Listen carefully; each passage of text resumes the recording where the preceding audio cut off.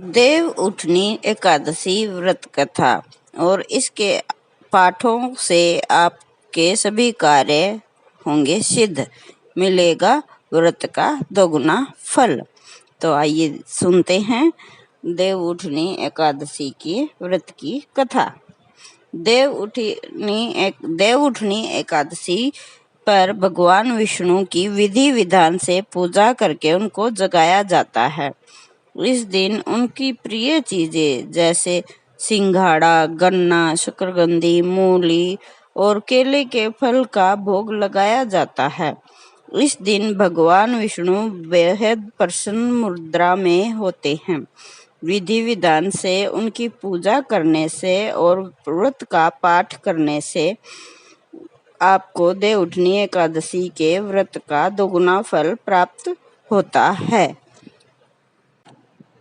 देव उठनी एकादशी कार्तिक मास के शुक्ल पक्ष की एकादशी तिथि को कहते हैं।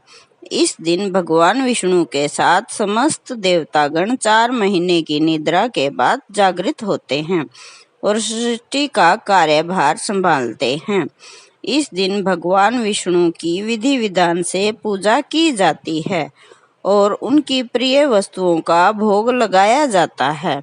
इसके साथ ही पूजा में देव उठनी एकादशी की व्रत की कथा का पाठ किया जाता है। इसका पाठ करने से आपको भगवान विष्णु का आशीर्वाद मिलने के साथ ही आपको व्रत का दोगुना फल प्राप्त होता है। देव उठनी एकादशी की पहली व्रत कथा। एक राजा के राज्य में सभी लोग एकादशी का व्रत रखते थे।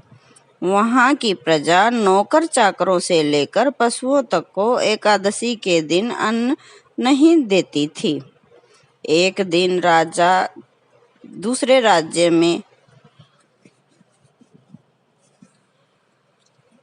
राज्य से एक व्यक्ति राजा के पास आकर बोला, महाराज कृपया करके मुझे नौकरी पर रख ले।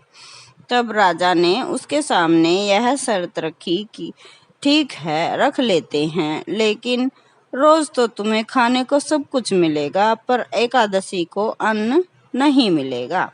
उस व्यक्ति को उस समय हाँ कर ली, पर एकादशी के दिन जब उसे फलाहार का सामान दिया गया तो वह राजा के सामने जाकर गिड़गिड़ाने लगा, महाराज इससे मेरा पेट नहीं भरेगा, मैं भूखा ही मर जाऊंगा, मुझे तो खाने के लिए अन्न दे दो। राजा ने उसे शर्त की बात याद दिलाई, फिर भी वह इस बात पर अड़ा रहा और अन्न छोड़ने को राजी नहीं हुआ। तब राजा ने उसे आटा, दाल, चावल आदि दिए। वह नित्य की तरह नदी पर पहुंचा और स्नान करके भोजन पकाने लगा। जब भोजन पक गया तो भगवान को बुलाने लगा, आओ भगवान, भोजन तैयार है। उसके बुलाने पर पीताम्बर धारण किए भगवान चतुर्भुज रूप में आ पहुँचे और प्रेम से उसके साथ भोजन करने लगे। भोजन आदि करके भगवान अंतर्ध्यान हो गए। वह अपने काम पर चला गया। 15 दिन बाद अगली एकादशी को वह राजा से कहने लगा कि महाराज मुझे दुगुना सामान दीजिए, मैं उस दिन भूखा ही रह गया। राजा ने कारण पूछा तो उसने बताया कि हमारे साथ भगवान भी खाते हैं, इसलिए हम दोनों के लिए यह सामान पूरा नहीं होता। यह सुनकर राजा को बड़ा आश्चर्य हुआ। वह बोला, नहीं, मैं नहीं मान सकता कि भगवान तुम्हारे साथ खाना खाते हैं। मैं तो इतना व्रत रखता हूँ, पूजा करता हूँ, पर भगवान ने मुझे कभी दर्शन नहीं दिए। राजा की बात सुनकर वह बोला, महाराज यदि विश्वास न हो तो चलकर देख लीजिए।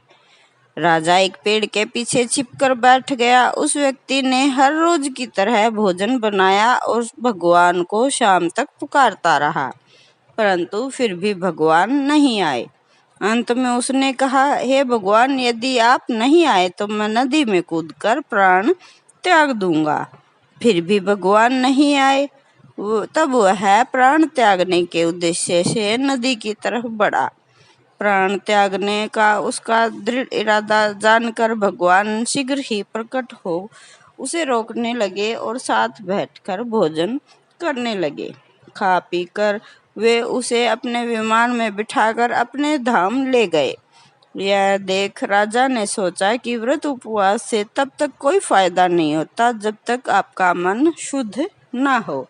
इससे राजा को ज्ञान मिला कि व्रत में मन भी उपवास करने लगे और तभी सब कुछ मिलता है। अंत में वह मन से व्रत उपवास करने लगा और स्वर्ग को प्राप्त हुआ।